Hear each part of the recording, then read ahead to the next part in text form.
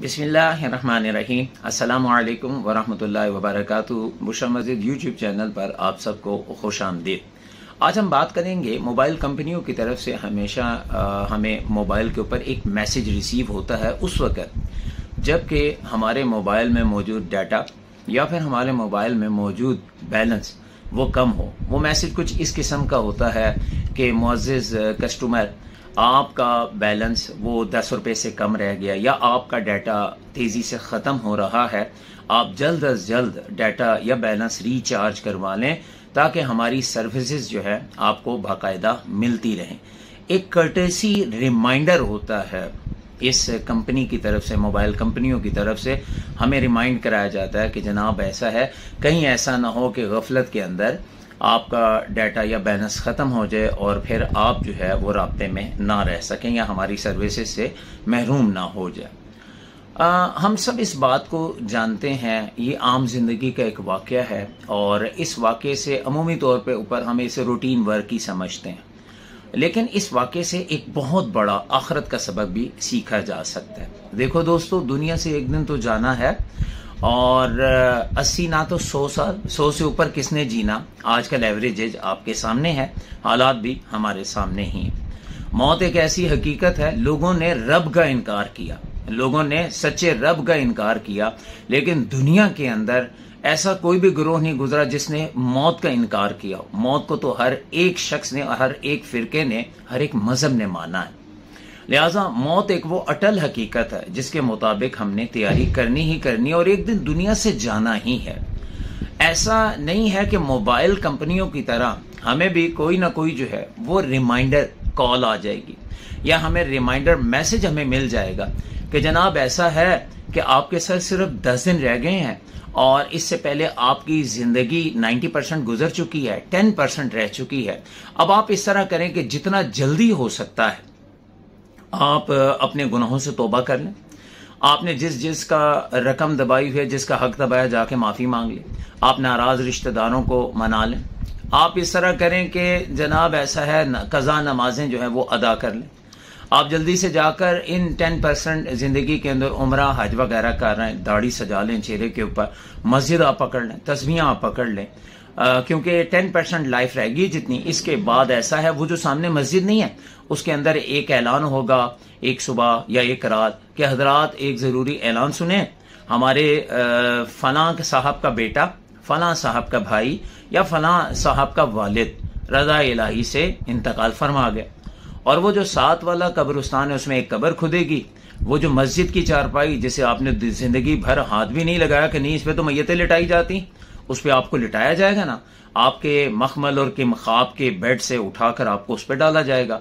और ये जो बाजार के अंदर फलां कफन बेचने वालों की दुकान है, आपने वहां से आपका कफन आएगा, आपको पहनाकर हम आपको 10% लाइफ के बाद दफना दिया जाएगा। लिहाजा ऐसा है कि आपको सिर्फ 10% लाइफ या 10 दिन जिंदगी रह गई है, आप जल्दी से ऐसा है आखिरत के लिए रिचार्ज हो जाएं। नहीं नहीं मेरे भाई, नहीं मेरे दोस्तों, नहीं मेरे सुनने वालों, ऐसा कभी नहीं होता। मौत आती है, अजल अचानक आती है। कितनी तेज आती है? मेरी और आपकी जिंदगी के वाकयात भरे पड़े हैं। सोशल मीडिया पर आप बेशुमार ऐसी वीडियोस देख सकते हैं कि जिनके अंदर कितनी तेजी से मौत आती है। कहने वाला घर से जाता है, खाना गर्म करो, मैं दही लेके आया, खाना गर्म करो, मैं गर्म रोटी लेके आया, और वापस आते हुए उसकी लाश आती है। इंसान है वो ऑर्डर करता है, बेटा जल्दी से चाय ले आओ या पानी ले आओ।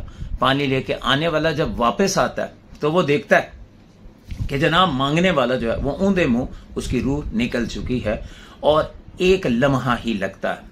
इस लम्हे को कुरान पाक में यूं बयान किया गया, इज़ा जाअ अजलुहुम ला यस्तखिरून साअतन वला यस्तक़दिमून। जब मौत आ जाती, अजल कहते हैं अचानक आने वाली चीज को, आ जाती है तो वह एक लम्हा ना आगे होती है ना पीछे होती है। क्या हमने मौत के लिए तैयारी की?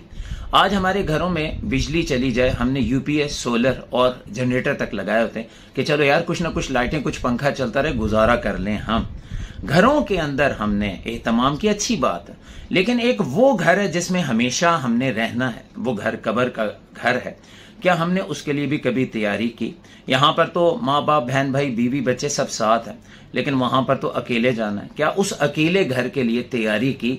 आइए आज ये वीडियो मुझे और आपको ये सोच देती है, वक्त बहुत कम रह गया, वक्त तेजी से पिघल रहा है, मिले हुए सांसें कब टूट जाएं, सांसों की माला पर कोई एतबार नहीं। अब करना क्या है? करना यह है कि मिले हुए वक्त से ज्यादा फायदा उठा लो। जो वक्त गुजर गया पछताने से कोई फायदा नहीं, जो मिला हुआ है कम से कम इस पे नेकियां जमा कर लो। कैसे? आए आखिरत के कुछ खजाने मैं आपको बताता हूं।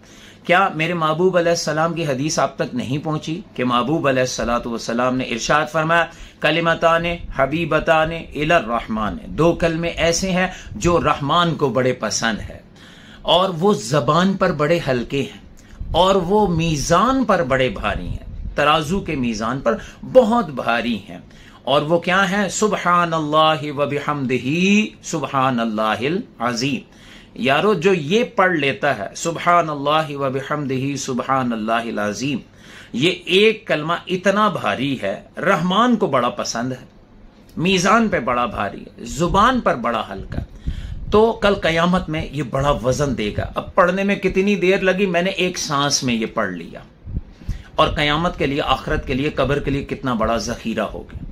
साहबा इकराम की भी ये सोच थी।